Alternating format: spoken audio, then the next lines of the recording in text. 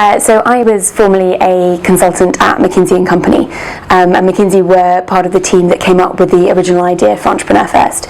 They were doing some work with the government on Tech City and how do you make Tech City an innovative and enterprising space in the UK. And one of the issues they identified was how do you get top talent straight from university into startups and considering setting up their own startup. So the idea of Entrepreneur First was born. It was spun out of McKinsey, and we're now a practical and prestigious route for the best graduates to start up their own high-growth tech startups. So for example, we have one company called Prizeo, and what they do is they monetize celebrities' relationships with charities. So every day Cheryl Cole donates, every year Cheryl Cole donates one day to the Prince's Trust. But how can they make the most effective use of that? They provide a platform to raffle off tickets for once-in-a-lifetime prizes, so a day shopping with Cheryl Cole.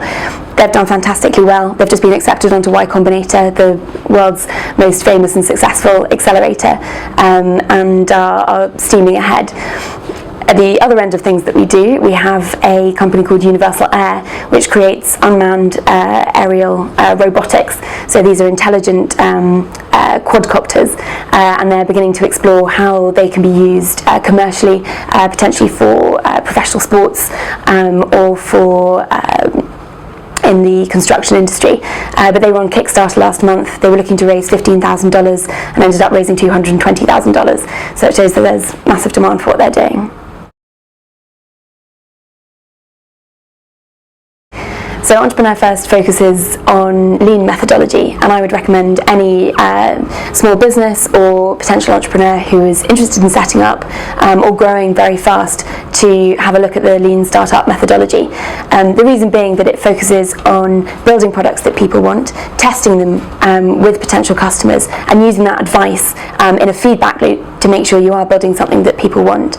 This is something we've seen to be incredibly powerful for our startup founders, and I think for any company of any size, whether they're just starting out, whether it's a small business looking to grow, is very valuable.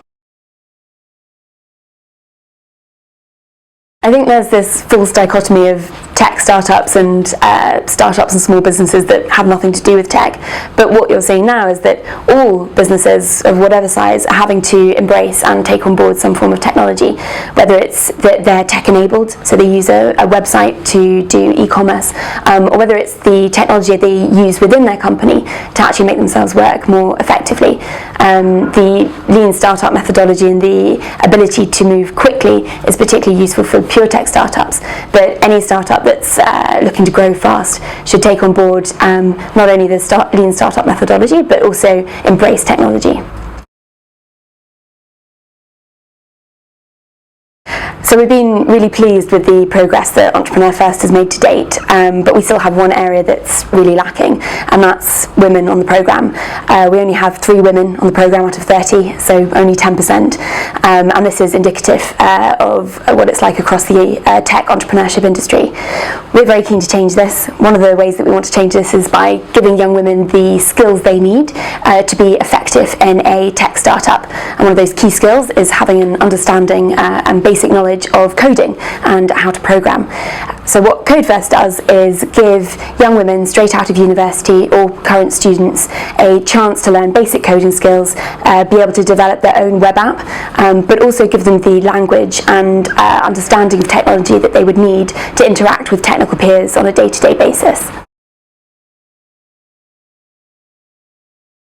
I think the main thing that I've learned from working with these guys, and I think the thing that they would say they've taken away from the programme, is make something that people want. It may sound ludicrously simple advice, but it's very easy to create something that you think is a fantastic idea, but the rest of the population doesn't necessarily agree with that. So actually getting out very early and testing your product when you're embarrassed to show it to people, but getting out there and testing it, checking that people want it, and using that customer feedback to iterate and develop your product is incredibly important. And I think that's something that is very true for small companies, but I think bigger companies are beginning to learn that this is very important for their product development cycles as well. So I think the key element to our growth story has been people and getting the right people involved.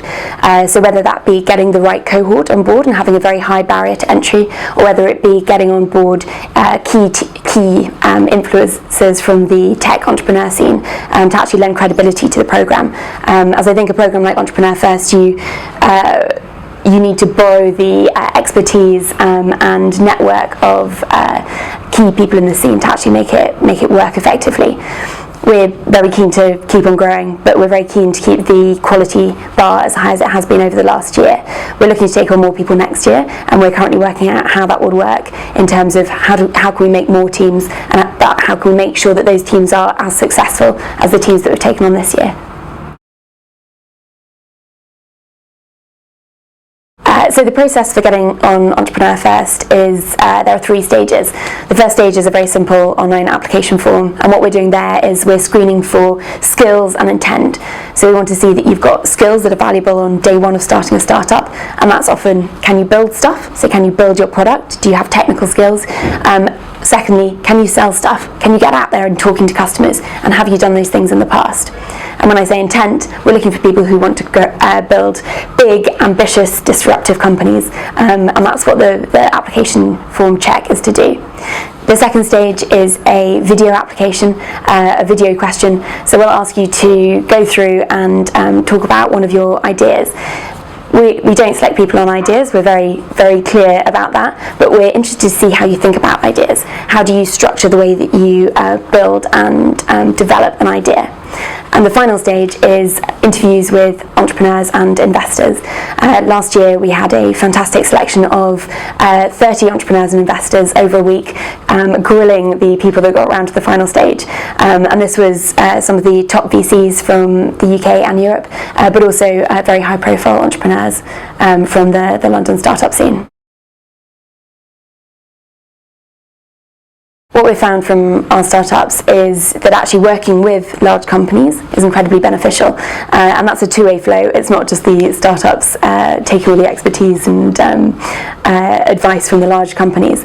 One of the things that we do at Entrepreneur First is help our founders develop their ideas and find real problems that they can develop solutions to. We run idea hack days where some of our big corporate sponsors come in and talk about some of the day-to-day problems they have that they can't necessarily solve. Often because once you're a very large company, it can be hard to create simple software solutions to your day-to-day problems, and that's something that our founders are excellent at. So for example, we've got one company, one startup on Entrepreneur First that's developing a piece of software that improves collaboration on PowerPoint. Now, the guys who are building that startup, they weren't consultants, they have never used PowerPoint before, but they've had access to 150 consultants, bankers, people that use PowerPoint in their everyday lives, and have become deeply embedded in how that process works for a team around PowerPoint, and have created a solution that improves that process of collaboration. This is something that a big company wouldn't have had the ability or the talent to necessarily solve that problem themselves. But now one of our startups has solved that problem and is being tested in 5 big companies within 3 months of being developed. So I think there are some fantastic hubs outside of London that are developing technology startups. In particular, Cambridge and Manchester have some fantastic things going on. I think one of the most important things, and one of the reasons why London is booming so much at the moment, is the effects of networking and collaboration. So actually building spaces where people can collaborate, meet, talk and share ideas and expertise are incredibly important. We're beginning to see more technology being used to facilitate those connections, whether it be London to Silicon Valley, whether it be Manchester to London.